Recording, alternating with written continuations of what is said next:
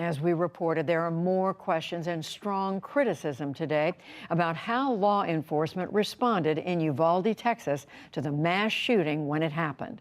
The Texas Senate held a special hearing today where new details have emerged about what officers did and did not do in those critical moments. Amna Nawaz looks at the latest. Judy, it took law enforcement 1 hour, 14 minutes, and 8 seconds to engage that shooter who was in a classroom. Testifying before a state Senate committee today, the director of Texas's Department of Public Safety, Stephen McCraw, offered this scathing assessment of the Uvalde police response. There's compelling evidence that the law enforcement response to the attack at Robb Elementary was an abject failure and antithetical to everything we've learned over the last 2 decades since the Columbine massacre. 3 minutes after the subject entered the West Building, there was a sufficient number of armed officers wearing body armor to isolate, distract, and neutralize the subject.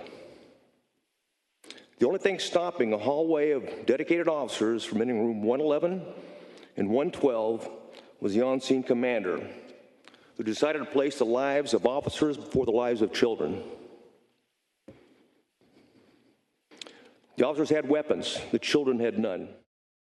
Tony Plohetski is an investigative reporter for the Austin American-Statesman. He's been covering the Robb Elementary massacre.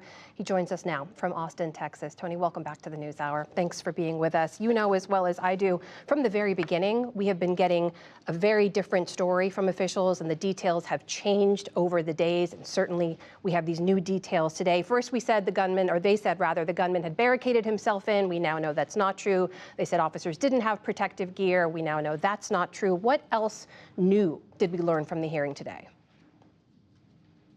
Well, there was a lot of discussion, frankly, about keys and the extent to which authorities were trying to access the classroom where the gunman had, in fact, barricaded himself.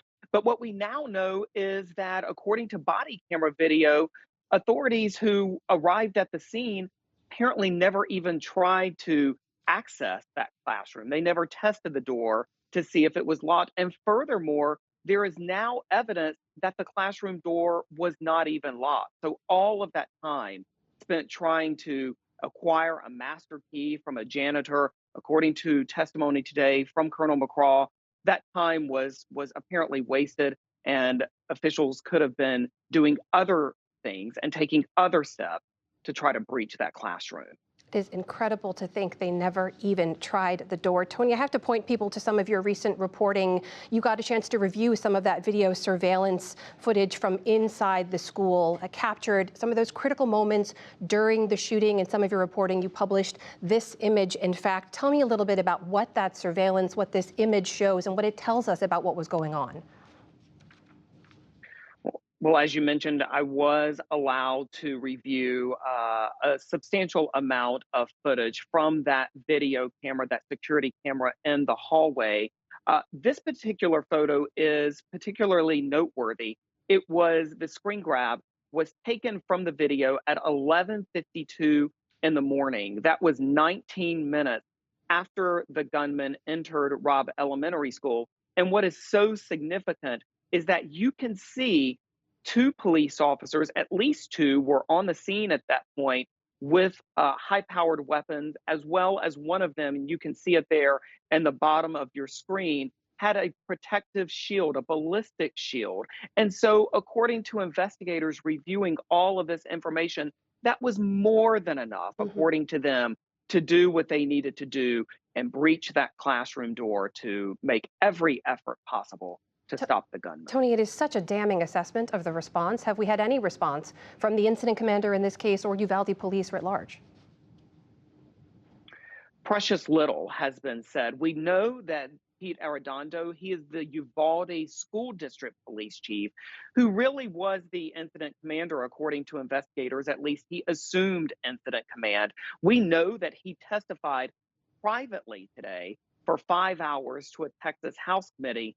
But with regard to any sort of major public statements, he has said precious little about what steps he did and did not take that horrible day. Tony, in just the few moments we have left, I know a lot of talk about the investigations, rightly so, but I want to ask you about folks on the ground in Uvalde. I know just yesterday there's some signs of normalcy. They were able to hold their Little League All-Star Championship. 6 kids, we should note, who should have been there were not because they were killed in their classroom, but the games did go on. Those families were honored there. What can you tell me about how people in Uvalde are doing today? Well, based on people we have talked to, certainly there is a range of emotions. There are people who are, as you mentioned, trying to get back to some sense of normalcy, if that can ever really happen. But let me also assure you that the pain in that community, that town of 16,000 people, absolutely runs deep. And there is a continued thirst to get to the truth and to fully and broadly understand what happened and hopefully stop it from happening in any community across America again. That is Tony Plohetski from the Austin American-Statesman. He's been covering that massacre 1 month ago at Robb Elementary School in Uvalde, Texas, joining us from Austin tonight. Thank you for your time. Thank you.